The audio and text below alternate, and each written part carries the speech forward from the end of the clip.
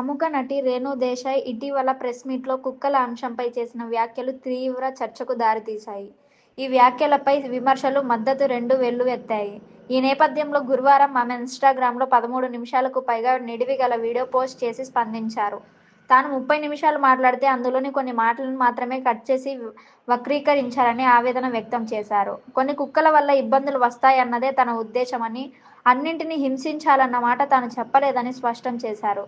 జీవితం తాత్కాలికమని గుర్తు చేస్తూ ద్వేషం కాకుండా మానవీయతతో ఉండాలని రేణు దేశాయ్ సూచించారు.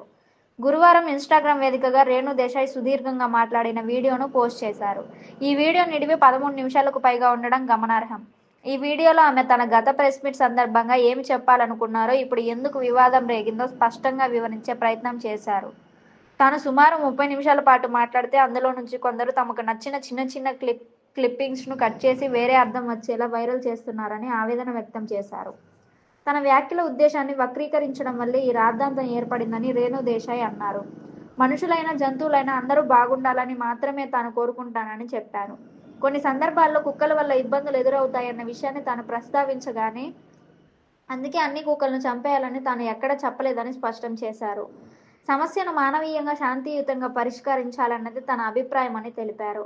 ఈ జీవితం తాత్కాలికమేనని గుర్తు చేస్తూ కుక్కలు, పిల్లులు, కోతులు మాత్రమే కాదు, మనుషుల జీవితమూ శాశ్వతం కాదని వ్యాఖ్యానించారు. ఏదో ఒక రోజు ప్రతి ఒక్కరూ ఈ లోకాన్ని విడిచి వెళ్లాల్సిందేనని, కాబట్టి ద్వేషం, ఆగ్రహంతో కాకుండా సహజీవన భావనతో ముందుకు వెళ్లాలని సూచించారు. ఈ మాటలు ఆమె భావోద్వేగంతో, కొంత ఆగ్రహంతో కూడా వ్యక్తం చేశారు. ఈ సందర్భంగా ప్రభాస్ నటించిన కల్కి సినిమాను ఆమె ఉదాహరణగా ప్రస్తావించడం మరో హాట్ టాపిక్గా మారింది.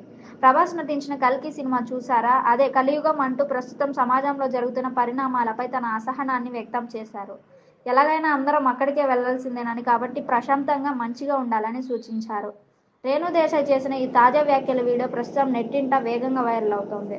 ఒకవైపు విమర్శలు కొనసాగుతున్నప్పటికీ మరోవైపు ఆమె ఉద్దేశాన్ని అర్థం చేసుకుని మద్దతుగా నిలిచేవారు కూడా పెరుగుతున్నారు.